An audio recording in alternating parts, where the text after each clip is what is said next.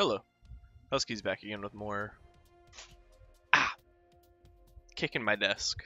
NHL or New York Rangers franchise mode in NHL 18. It's a painful start to the video. All right, so last video, we had an interesting offseason, made a lot of changes.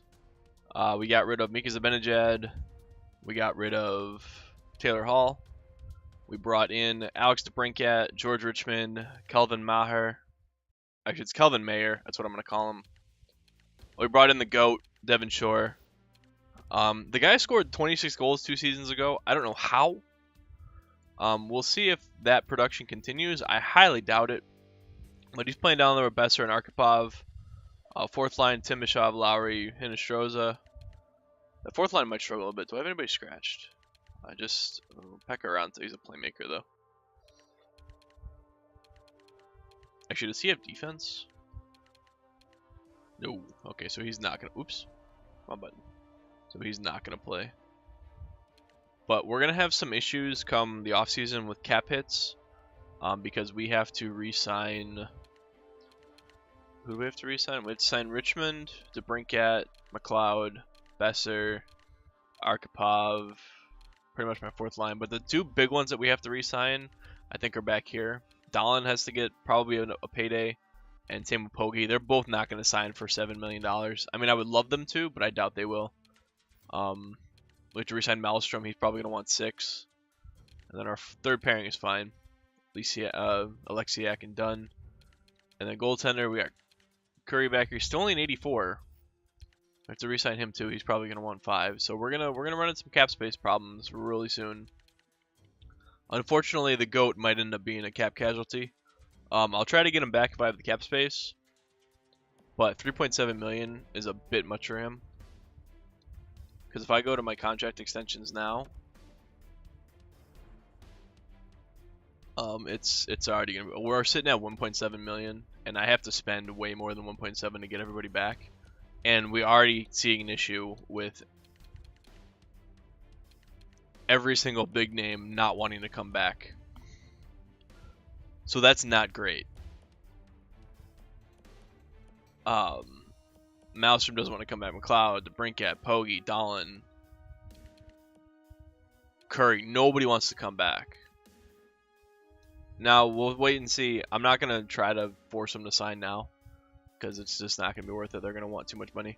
So we're going to sim a bit, and we'll come back to that and see if those statuses change. I don't know if they can change. I'm hoping they can change.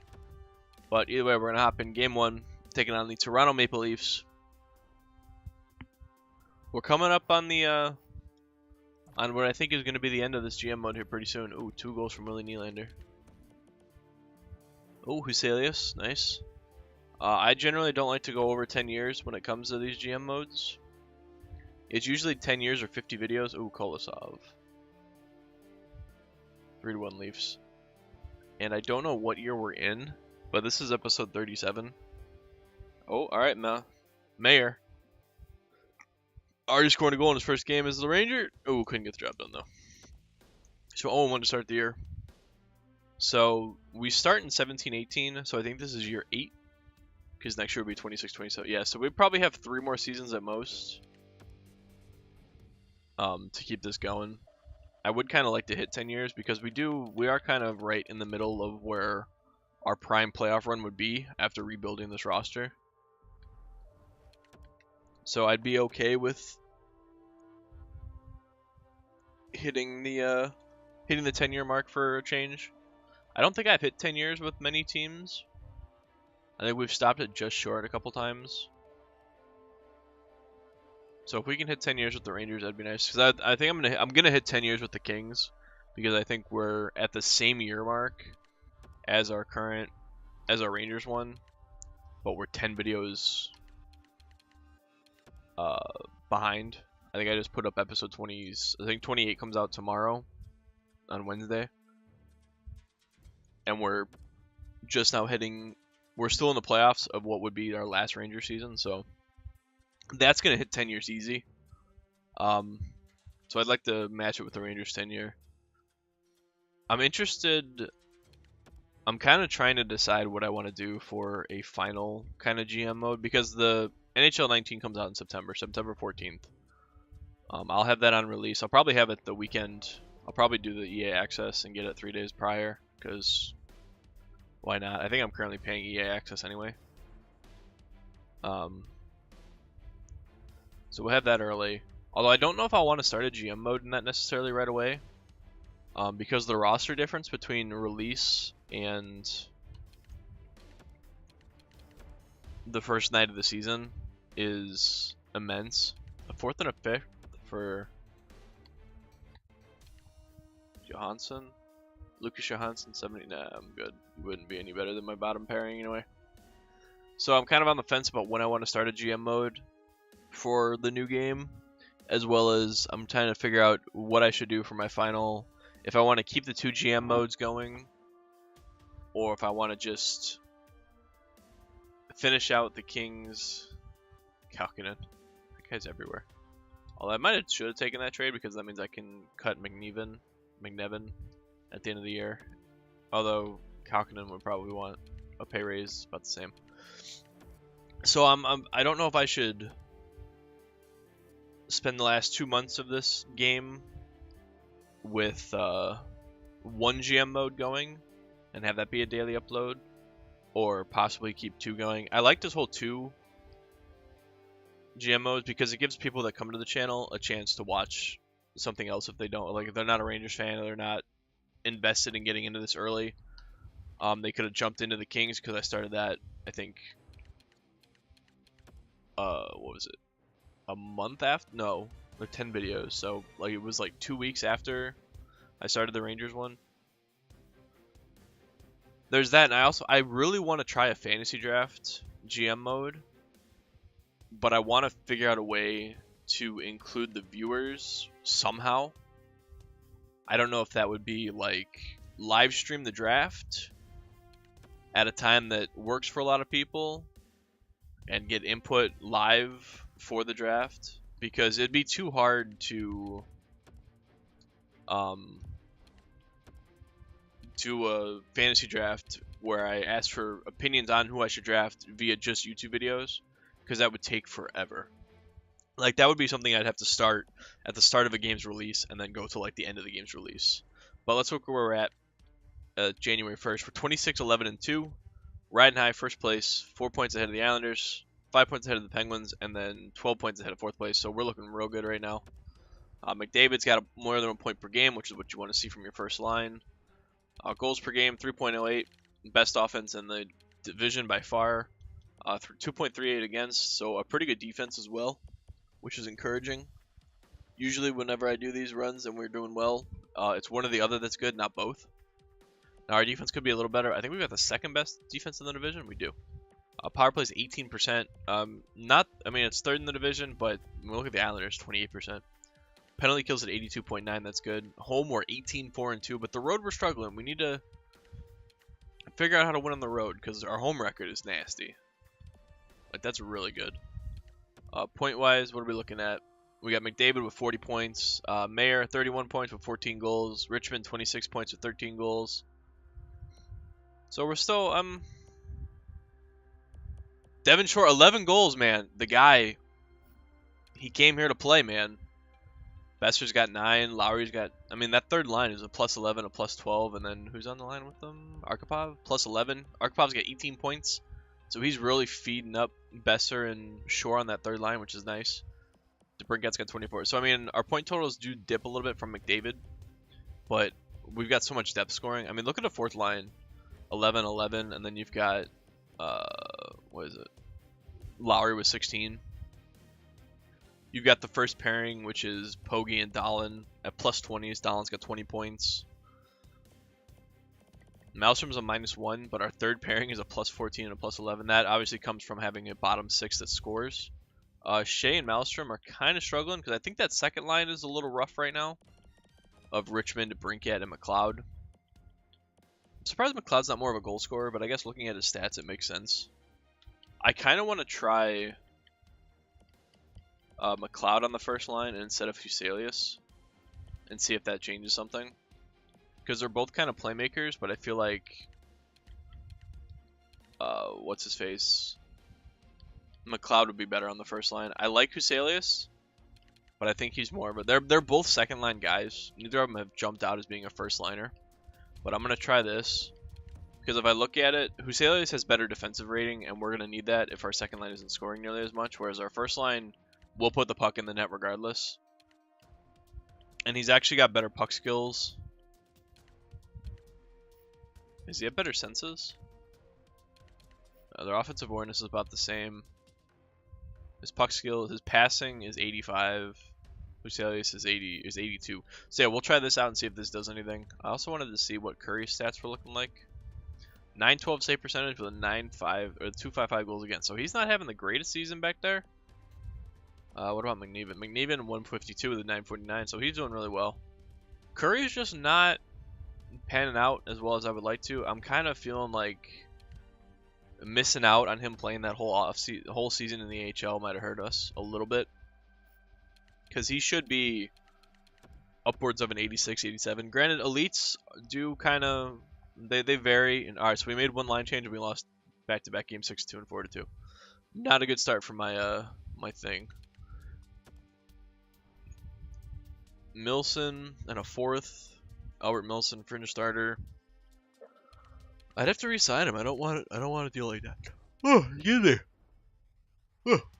Oh, 1 versus 2. All right, so we beat the division rival with the new line, so that's encouraging.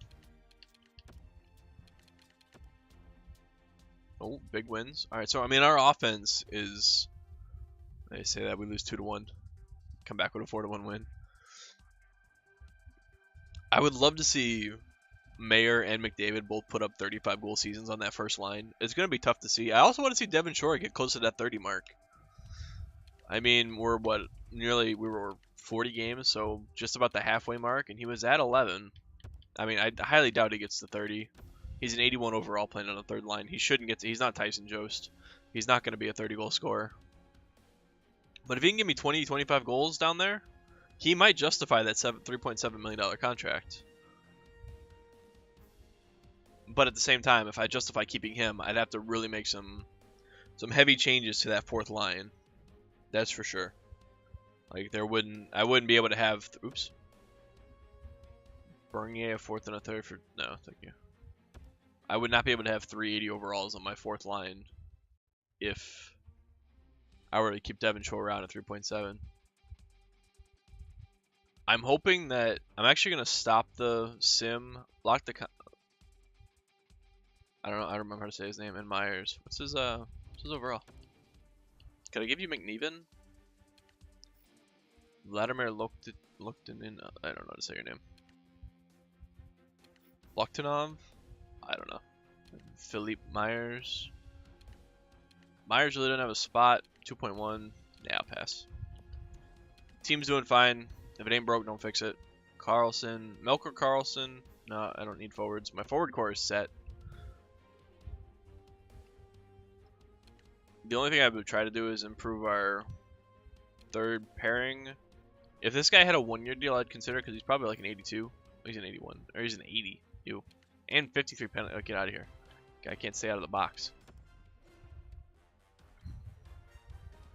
So I'm actually going to stop it at the trade deadline and go see if contract extensions have changed. Because considering how well we're doing, I'm hoping that means that people have changed their mind and want to stay.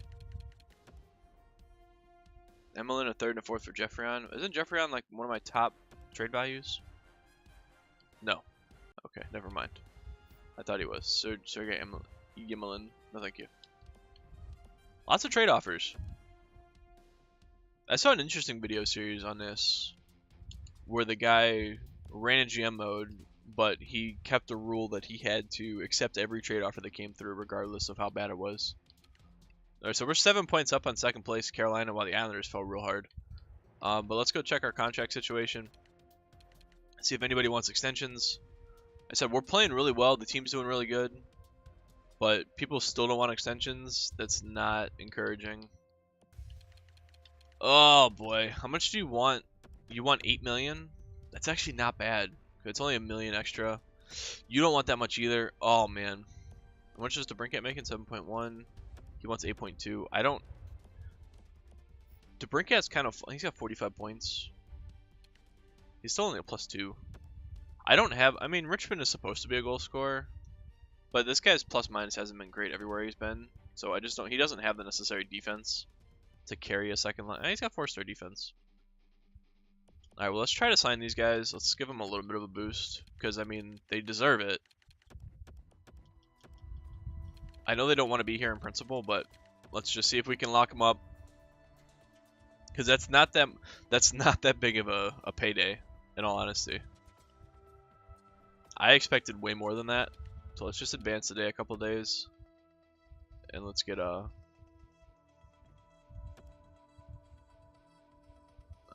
thank you.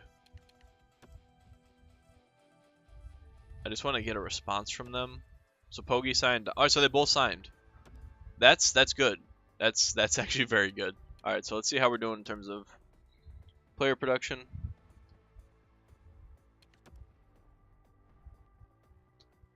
McDavid's got 33 goals. Mayer's got 28. So we might actually see a 35 apiece, a 35 scoring duo. Richmond's down considerably goal production. He had 36 last year. He's got 21 this year. So I mean, he's not having the worst season. Not what I was expecting. Devin Shore down there, 16 points, 30 points, 16 goals, plus 15. Besser's got 17 points or 17 goals. Arkhipov loving the fact that he's got goal scorers on his line. McLeod's not doing the best, but neither is. I mean, Huselius has put up points on both lines, and he is a plus 16.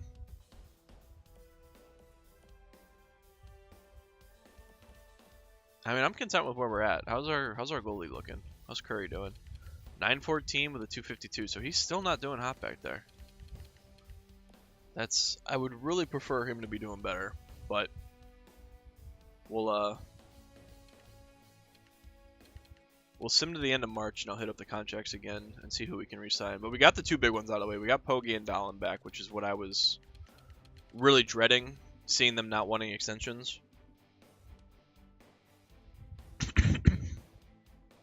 Can we be a 50-win team? We should be, absolutely, with how good our team's been doing so far this season.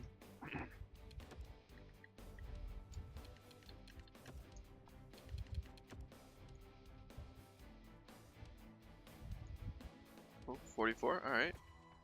There we go. Lock up these last few wins to get 50. Let's get 50 before the sim stops. There we go. Philly always there to provide a morale boost. Same with Buffalo. Sorry if you're fans of those respected organizations.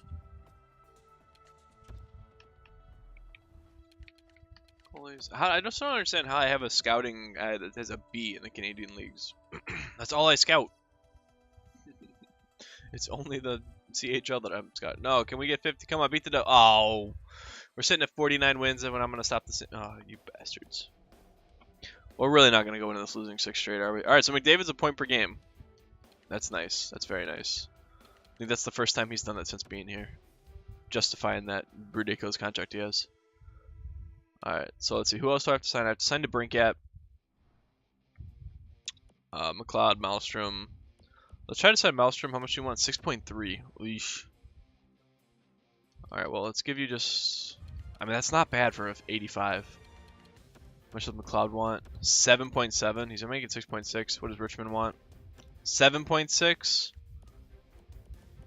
You want 8? Oh boy, we're starting to... Although Brady Shea probably has to go in the offseason. He's 32. That's about when I usually swap out. God, Devin Shore, man. I want to keep... He's got 18 goals. He's got 36 points. I want to keep him around, man. He's doing so good, but I just... Dunn probably has to go. 3.2.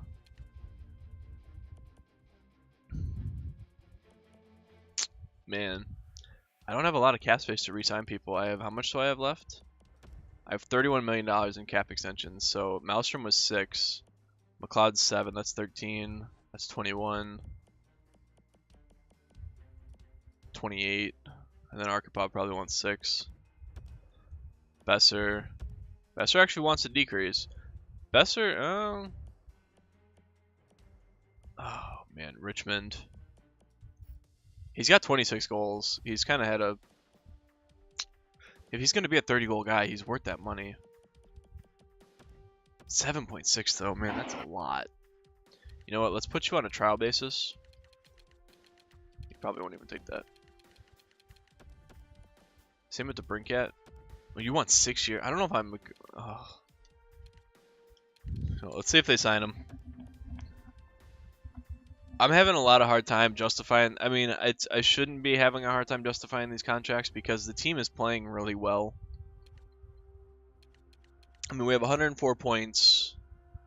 Ideally, we'll be a 50-win team with one of these teams. Richmond rejected, so he wants more money. DeBrincat wants more money. Malmstrom signed. All right, so we're locking up our decor. All right, so we're a 50-win team. We're 53 win or 52 win, 52 wins. 3 straight wins to end the season, back-to-back shutouts, and we get the Tampa Bay Lightning in round 1. All right. All right. Let's go take one final look at our point totals for the season. McDavid, 87 points. Encouraging. Was he a 40-goal guy? Ooh, 42 goals from McDavid, 34 from Mayer. I like it. I might actually have to split them up. I'm unsure because Richmond could. He's a two-way forward. He could play on that first line. What's somebody got a call right now?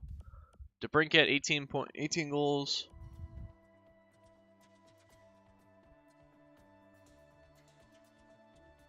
Ooh, sorry. Just saw a notification that the Habs are going to trade Pacioretty as soon as possible. So Richmond put up 27 goals. Besser had 21. Shore had 19. Lowry had 15 on the fourth line. Like, our goal scoring was insane. I mean, DeBrincat had 59 points. And then I can't justify not signing these guys. Look at the plus minuses. Aside from DeBrincat, the plus minuses are through the roof, which is insane. But big question, did Curry ever 922 and a 229? So he rounded off the year pretty well. 44 wins. That's not bad. That's not bad. So we're going to look over some more contract extensions next video.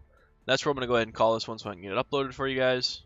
As always, comment section for opinions, critiques, criticisms, thoughts, general predictions, anything and everything. And as always, thank you for watching, and I will see you on Thursday for the next Rangers video.